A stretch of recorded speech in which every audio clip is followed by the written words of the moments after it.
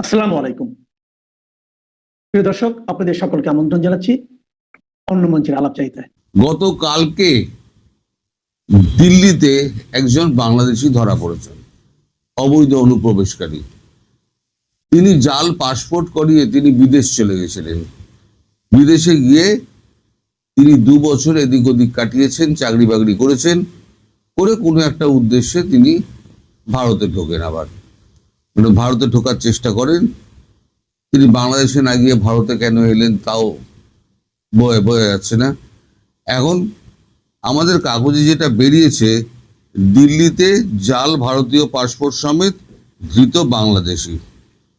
এখন এই যে খবরটা বেরিয়েছে, এই খবরটা যে আমি আপনাদের বলছিলাম না, এখন প্রচুর পুলিশি এখন এই চলছে, আমার ধরপাকড় চলছে, এই হচ্ছে খবরটা।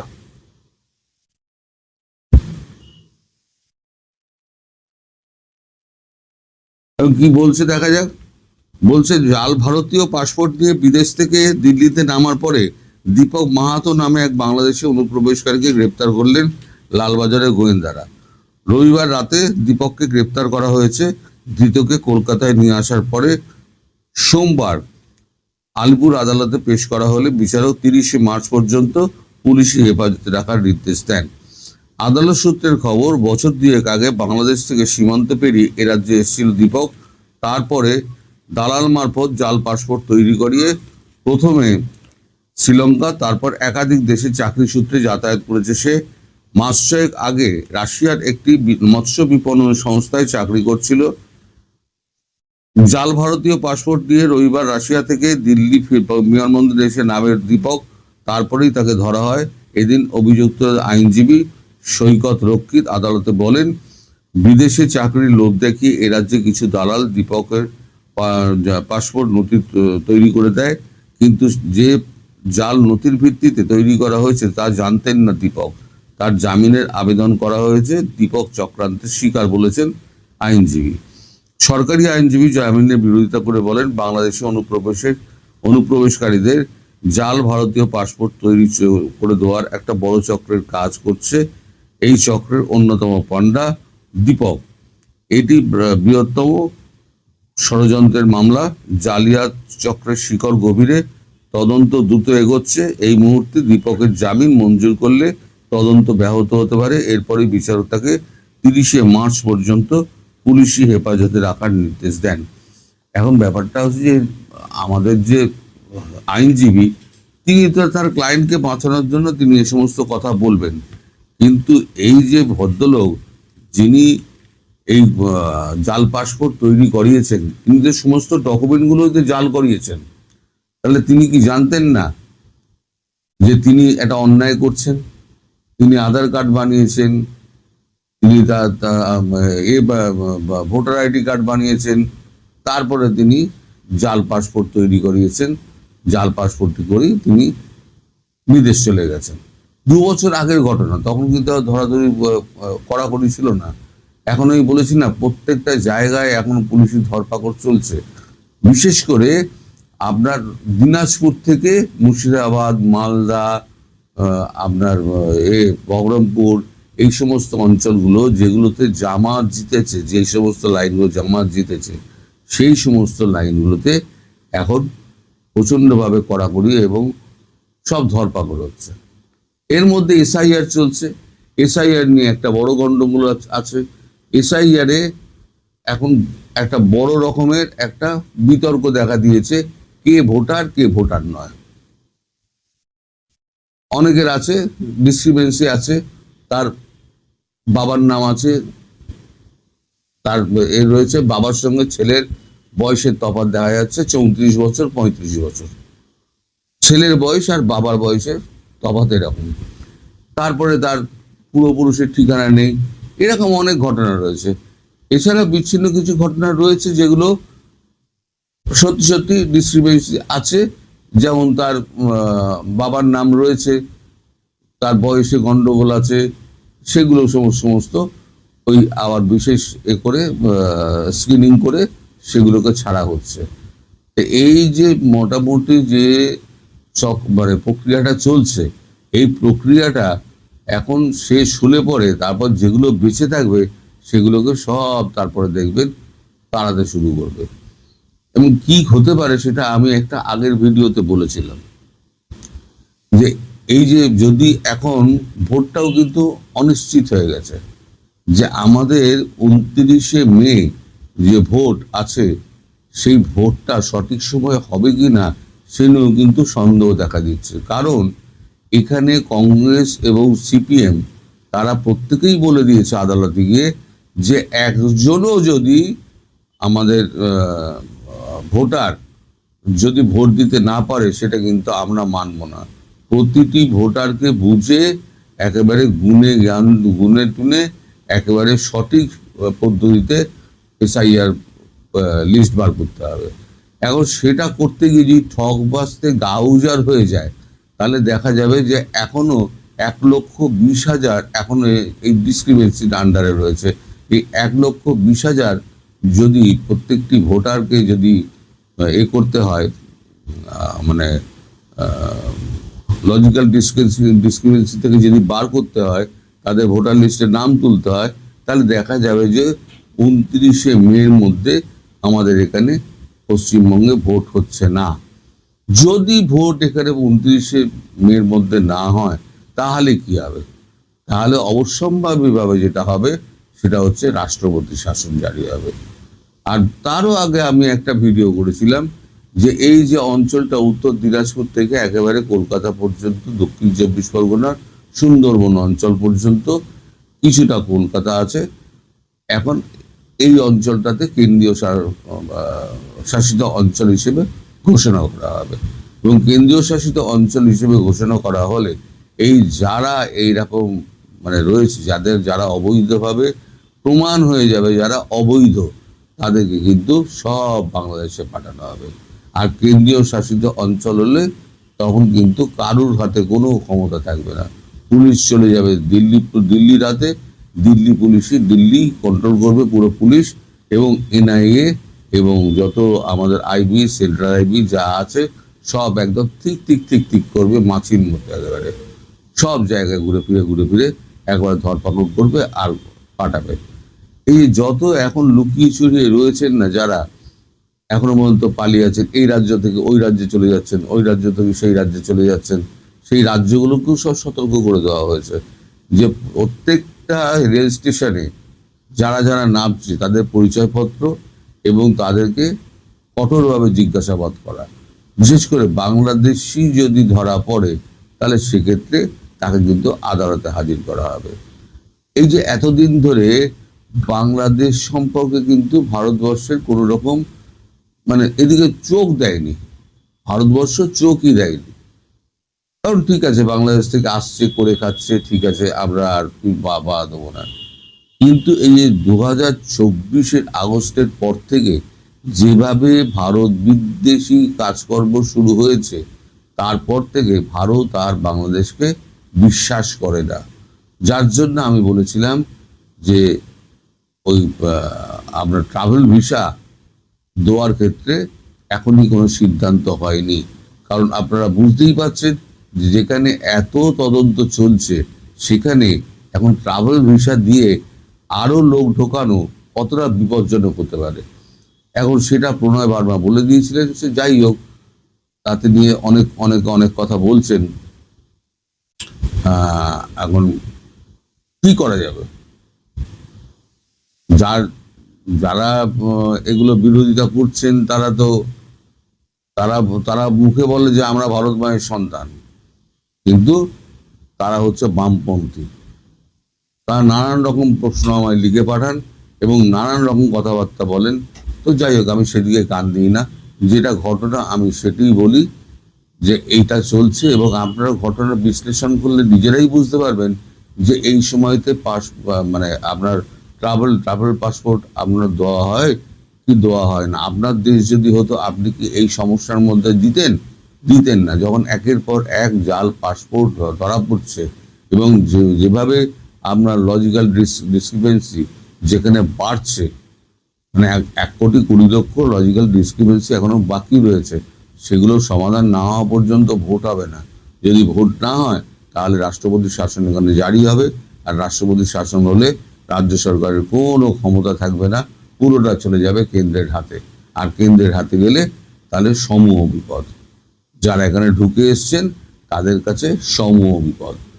সবাই ভালো থাকবেন। তার মানে ছাত্র শক্তি সেই 2024-এর আগস্টের পর থেকেই আসলে এই ছাত্রদের এই দলটি চেষ্টা করে যাচ্ছে যে তারা মব সৃষ্টি করার মাধ্যমে, গণপিটুনি দেওয়ার মাধ্যমে, একে ওকে ছাত্রলীগ সন্দেহে পেটানোর মাধ্যমে, কিংবা ছাত্রলীগ চলে এলো রে এই কথা বলে হারে রে করে এক রকমের প্রভাব প্রতিপত্তি শক্তি প্রদর্শন করে বিশ্ববিদ্যালয় ক্যাম্পাসগুলোতে প্রতিপত্তি বজায় রাখবে, আধিপত্য বজায় রাখবে, দখল বজায় রাখবে। ঢাকা বিশ্ববিদ্যালয় থেকে 2024-এর জুলাইয়ে বিতাড়িত হওয়ার পর নিষিদ্ধ ঘোষিত ছাত্র সংগঠন ছাত্রলীগ প্রথমবারের মতো ঈদের ছুটিতে ঢাকা বিশ্ববিদ্যালয় এলাকায় একটি ঝটিকা মিছিল করেছে। ছাত্রলীগের নেতাকর্মীদের সেই বিক্ষোভ মিছিল থেকে রাজবন্দীদের মুক্তি এবং ছাত্রলীগের ওপর থেকে নিষেধাজ্ঞা তুলে নেওয়ার দাবিতে নানা স্লোগান দেওয়া হয়েছে।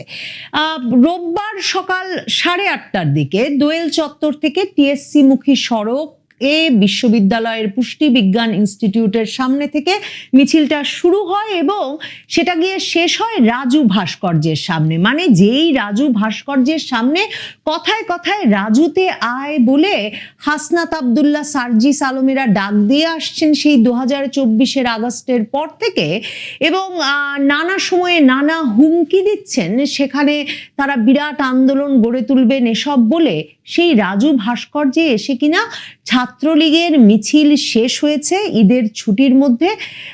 সংবাদ মাধ্যমগুলো খবর দিচ্ছে ছাত্রলীগের 25-30 জন নেতাকর্মী সেই মিছিলে যোগ দিয়েছিলেন। কয়েক মিনিটের মধ্যেই এই মিছিলটি শেষ হয়ে যায়। ছুটির মধ্যে সকালবেলা ফাঁকা ক্যাম্পাসে মিছিলটি টিএসসি এলাকার রাজু ভাস্কর্যের সামনে শেষ হয়। সেখানে মিছিলে অংশগ্রহণকারীরা কিছু সময় অবস্থান করে বিক্ষোভ প্রদর্শন করেন। তারা ছাত্রলীগের নিষেধাজ্ঞা তুলে নেওয়ার পাশাপাশি মিথ্যা মামলা প্রত্যাহারের দাবি জানান।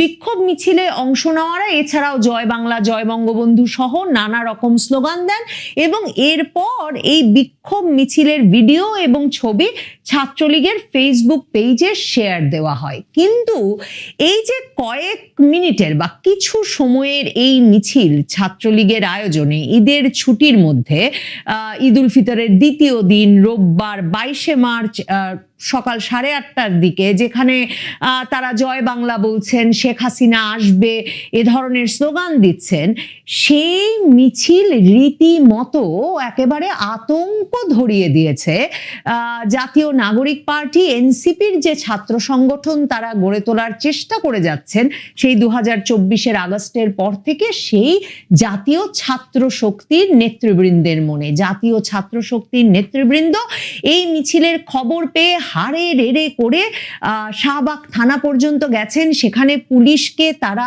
আলটিমেটাম দিয়েছেন যে পুলিশ যদি ভিডিও দেখে এই মিছিলে অংশগ্রহণকারীদের চিহ্নিত না করেন তাহলে তারা পুলিশের বিরুদ্ধে যেমন ব্যবস্থা নেবেন তেমনি তারা ব্যবস্থা নেবেন ঢাকা বিশ্ববিদ্যালয় প্রশাসনের বিরুদ্ধে। ওই ছাত্রলীগের মিছিল থেকে রাজবন্দীদের মুক্তির পাশাপাশি পুলিশ হত্যারও বিচার চাওয়া হয়েছিল। সম্ভবত সেটাও ছাত্র শক্তির নেতৃবৃন্দের ভেতরে যে বড় ধরনের আতঙ্ক তৈরি হয়েছে ছাত্রলীগের এই ছোট একটা ঝটিকা মিছিল ঢাকা বিশ্ববিদ্যালয়ে ঘটতে দেখা মাত্র, তার একটা বড় কারণ। তার চেয়েও বড় কারণ হচ্ছে এটা যে 2024-এর জুলাইয়ে ছাত্রলীগকে বিতাড়িত করার পর থেকে ছাত্র শিবির ব্যাপক বিক্রমে, বিপুল বিক্রমে যে বাংলাদেশের সকল পাবলিক বিশ্ববিদ্যালয়ের মতো ঢাকা বিশ্ববিদ্যালয়েও একটা আধিপত্য বিস্তার করেছে এবং ঢাকা বিশ্ববিদ্যালয়ের ছাত্র সংসদ নির্বাচনে বিপুল ভোটে বিজয়ী হয়েছে।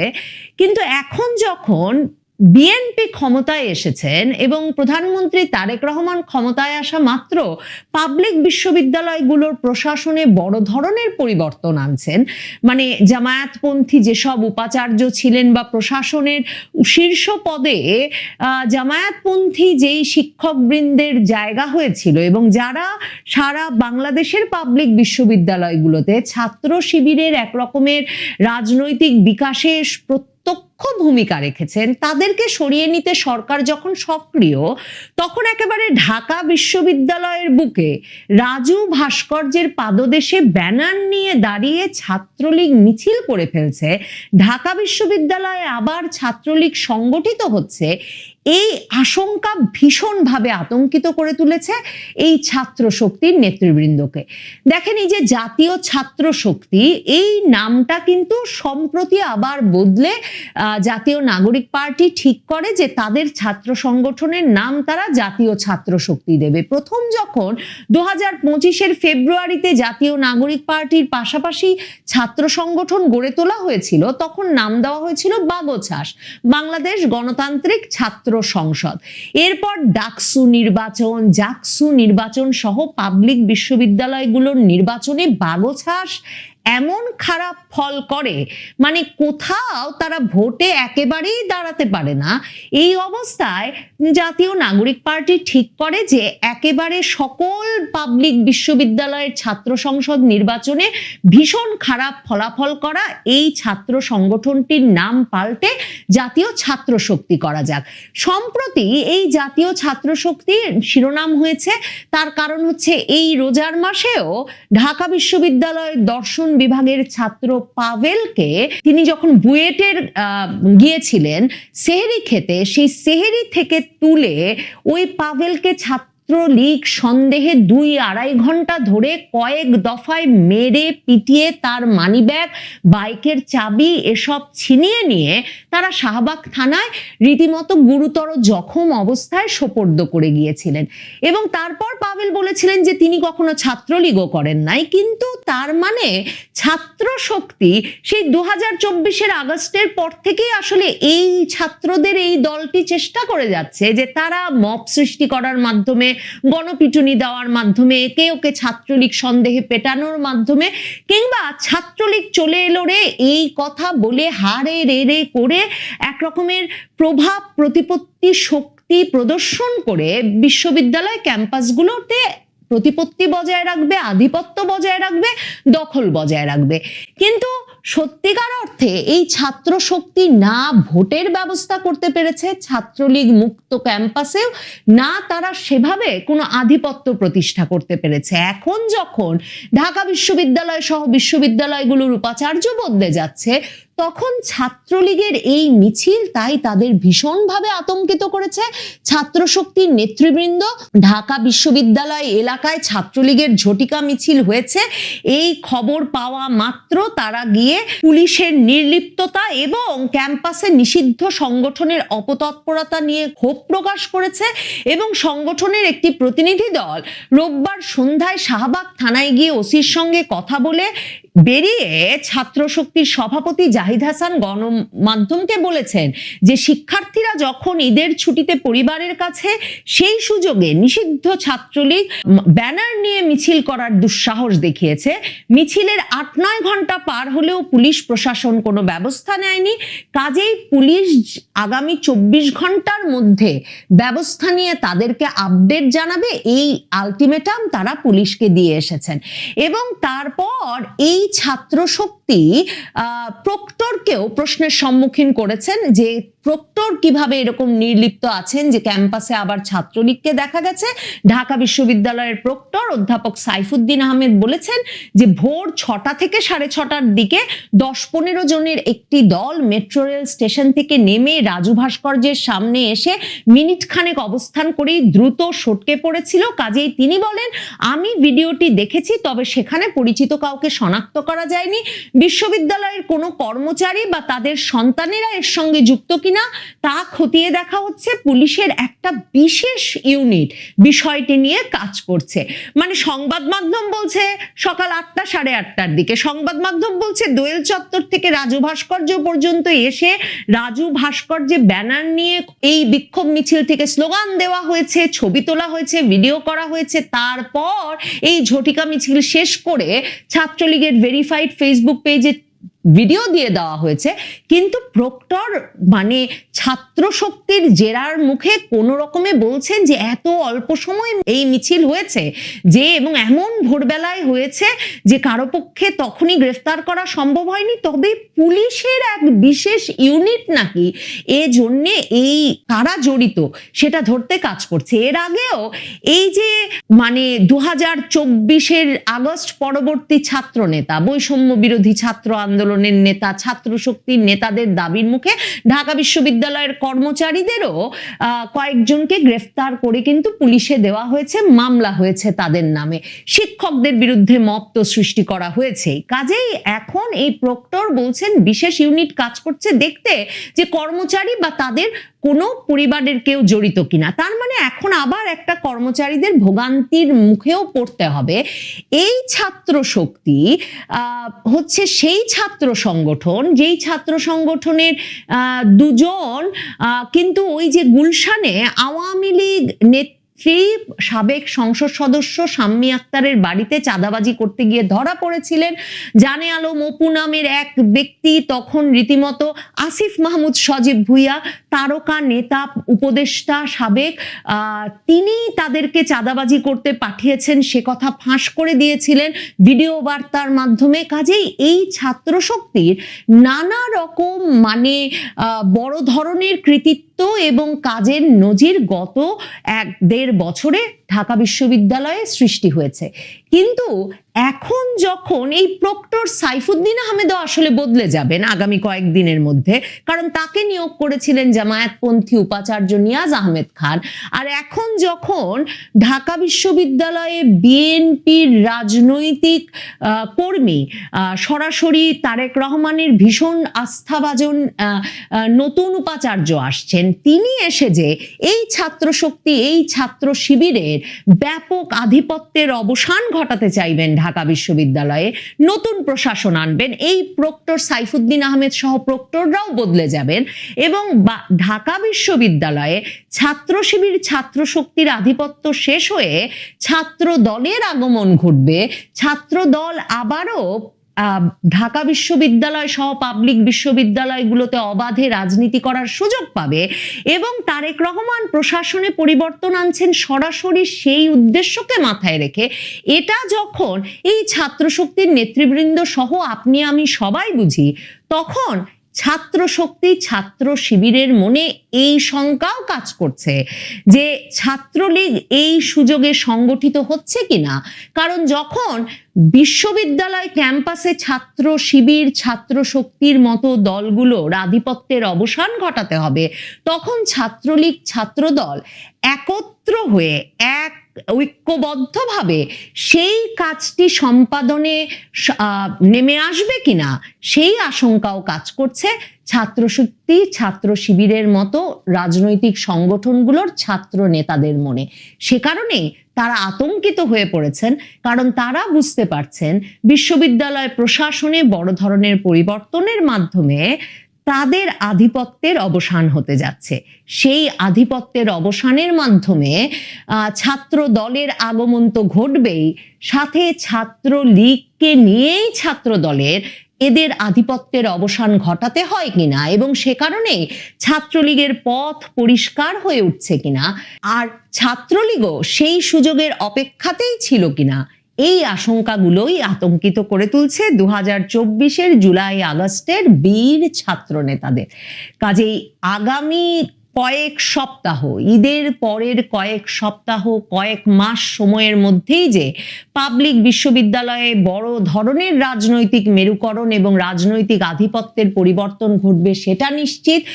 যেই শত শত ছাত্র ছাত্রীকে বাংলাদেশের সকল পাবলিক বিশ্ববিদ্যালয়, মেডিকেল কলেজ সহ শিক্ষা প্রতিষ্ঠানগুলো থেকে ছাত্রলীগ করার অপরাধে ছাত্রত্ব কেড়ে নেওয়া হয়েছে, বিতাড়িত করা হয়েছে, সেই ছাত্ররা যখন ফিরে আসার শুরু করবেন, ফিরে আসতে মরিয়া হয়ে উঠবেন, বেপরোয়া হয়ে উঠবেন, তখন এই ছাত্র শক্তি, ছাত্র শিবির টিকতে পারবে কিনা সেটা নিয়েও এখন তাই এদের ভেতরে আতঙ্ক দানা বেঁধে উঠছে।